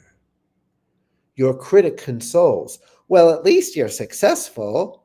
It's a sign of success to be constantly stressful. You made it to prime time and everyone loves you. But your self-esteem's based on what others think of you. And opinions can change in the blink of an eye, which is why you need meds just to sleep and get by. We're almost at the end. Let's finish it. This is Yeah. So one day when you failed and succeeded enough, you witnessed the critic exposed in the buff, and you realize behind all its protective clothing that the critic's been hiding a state of self-loathing. And beyond that, you realize the biggest of deals. You've dreamt up the critic. It's not even real. So for richer, for poorer, in all kinds of health, you make a commitment to loving yourself. You release the projections you placed upon others and find through forgiveness that peace is discovered. You realize the love that you searched for outside you is what you are made of and can't be denied you. So you let go your potions, your plans, and your pills. Put some logs on the fire and learn how to chill. Your old superstitions have gone up in smoke, like you can't rest in peace until after you croak. You no longer fear death, or for that matter, life, because you know that all matters are safe and all right. While resting in peace, you will soon be inspired to go out in the world with some newfound desires that spring from your heart and your soul. And wherever they take you, you're going there whole. Because the critic is now in the passenger seat. It lets down the window and takes in the treats. You're not in a hurry. You're going there slow. Because the journey's as rich as the places you'll go. Where you are going, you don't need to know, because the journey's as rich as the places you'll go. wow. Awesome. I was going to swear with that, but it's pretty awesome. Wow. So many points. So many points. So, oh my God. Definitely putting that one soundbite. You have a gift. You have a gift. You really, truly do. You're doing the right thing. There's no doubt in my mind. Thank you. Because you touch people, and I don't know if you realize how deeply that you can touch people. Yes. You know, seriously, mind blown. Because that's all that everything is spot on, true that you say. And I don't care who you are, everyone has that. Yep. Everything that you just said. Everyone has Yeah. And some people hide it so well. I would say, Donald Trump, like no one can imagine him ever being insecure or criticizing himself, right? He seems to be the opposite of that. But it's all suppressed. What is arrogance but a Band-Aid over unworthiness? Yeah. That's what arrogance is, a protection plan, so I don't have to feel my critical voice. Yeah. Yeah, and you're not going to have anybody else point it out to you either. Yeah. And You know? we never really addressed the Mr. Right thing. How do we get men to be less attached to being right? And it has to do with that critical voice. Mm. And nobody could do that for you. But when a man reaches a point where he's willing to be kinder to himself, then he doesn't have to be right in order to feel safe. So it's an inside job. Yeah. Having somebody else point it out to you doesn't work. No, You have to my point it out goodness. to yourself. You have to be able to Yeah. like go inside and go, at this point in time, Yeah. I was a dumbass. Or, You know what beautiful words are, to say to a man who is struggling with trying to be right is, I don't know, maybe I love you. Yeah.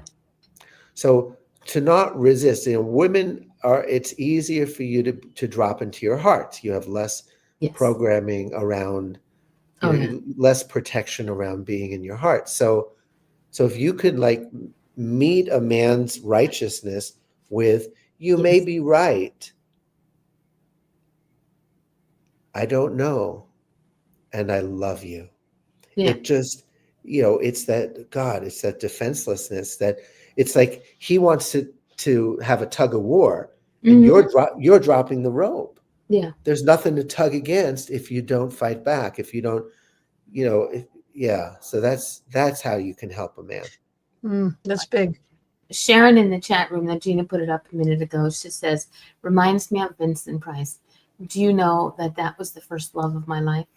Vincent Price? Vincent Price. As a young girl, there was something about him that I said, when I grow up, I would marry that man.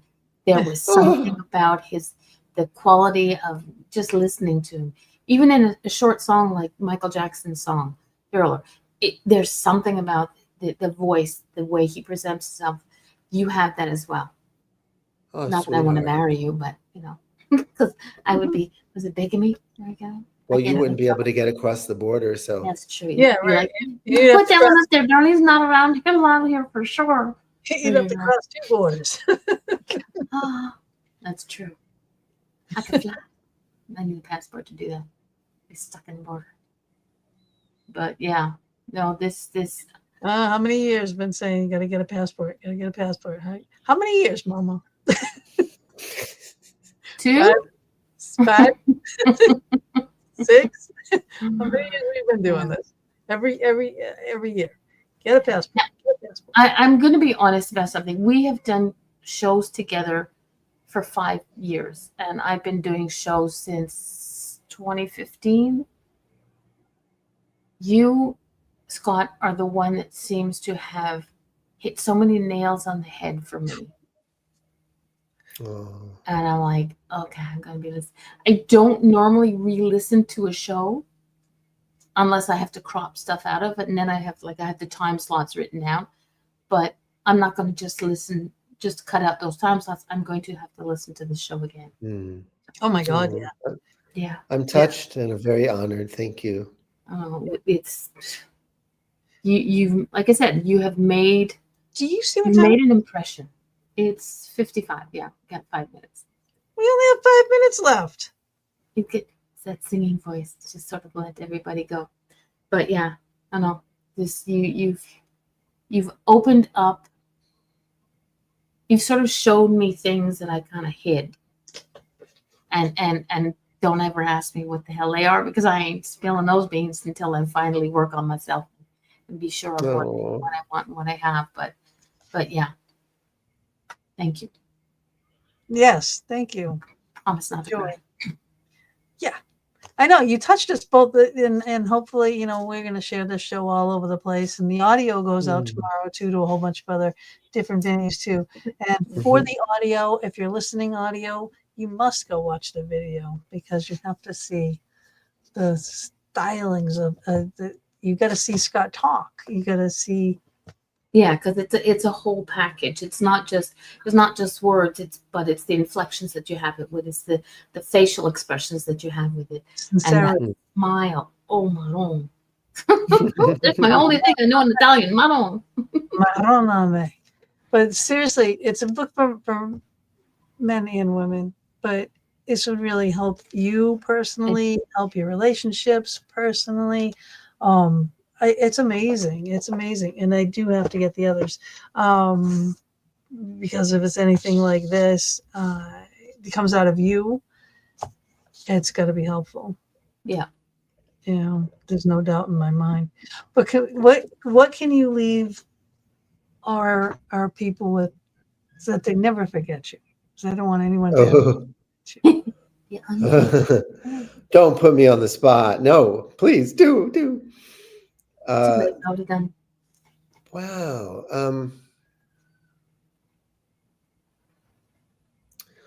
Well, my mother comes up. Like she's been my greatest teacher. I've written songs. She's inspired them. There's one in particular that really touches people. I'd like to end with it. Please. So I was in my 20s, and I was thinking that she needed to let go of me in order for me to come into my adulthood. And that wasn't necessarily so. But when I wrote this song, it really helped both of us transition to more of an adult to adult relationship. So it goes, take delight in my awkward flight. Don't ponder the how or the why. I'm leaving the nest to discover my best. Don't squeeze on my hand as I fly. Let go and wave, child, goodbye. Oh, take delight in my awkward flight. Your love and your fears weigh a ton.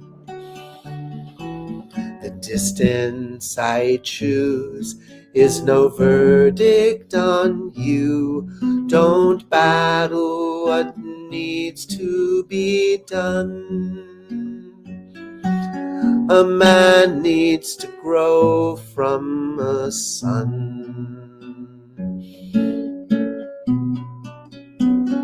Son, I nursed you and rocked you and answered your cries.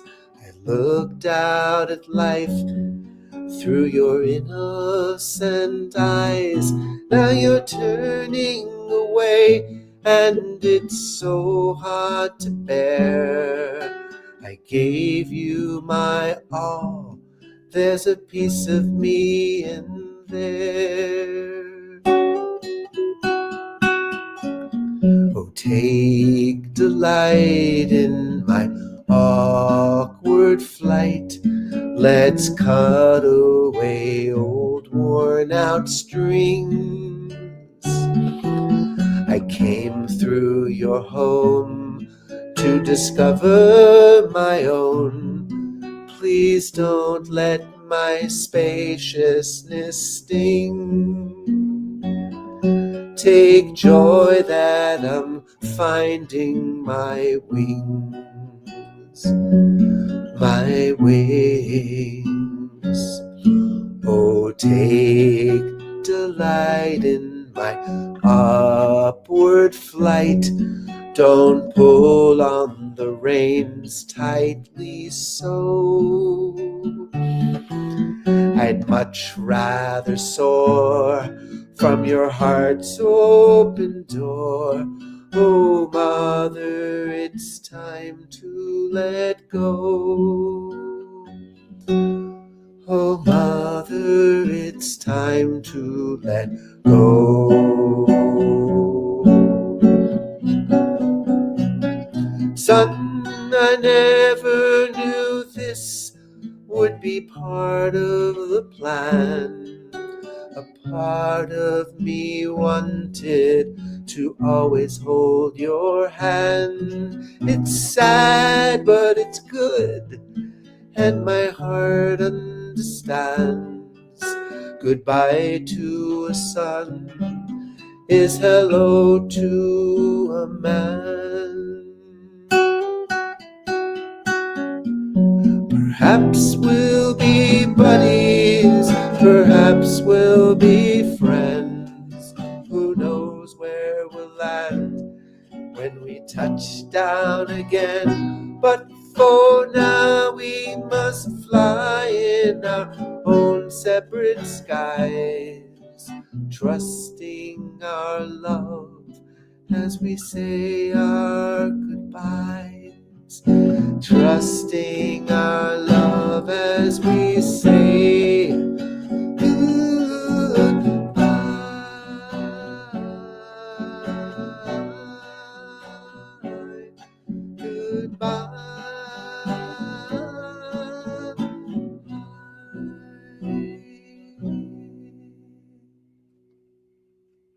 Oh my God, that's perfect. Yeah. That like ends. that one proud mama. Nope. It does. Man, wish my kids would sing a song like that. Well, we're going to share it. And it doesn't only mean just for sons, it's also for daughters and mothers and fathers and children and their parents. So it works. Amazing. Yes, thank you. I think that's the best way to end up the show. talented man. Yeah, great way to end the show. Perfect way to end the show. Oh, wonderful, wonderful.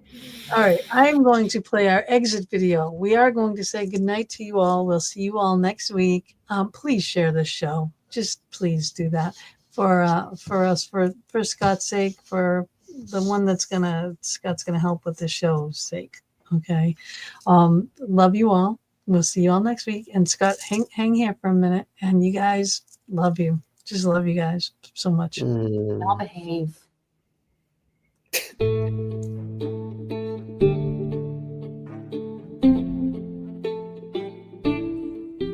Thank you so much for joining us for another episode of the Fox Den with Gina B and Mama D. We are here every Thursday evening from 8 to 10 p.m. Eastern Standard Time, bringing you a variety of guests or our own intuitive oracle card reading shows. We are streaming live on Facebook on my personal page and our YouTube channel, The Fox Den with Gina B and Mama D, on Mama D's YouTube channel, Angel Meadows, as well as our audio-only venues. We hope you enjoyed our show and our guest or your reading, and we would love it if you would go to our YouTube channel, The Fox Den with Gina B and Mama D, subscribe, share, and definitely hit that notification button to never miss a show. We'll see you all next week, and subscribers, watch for our pop-up shows as well.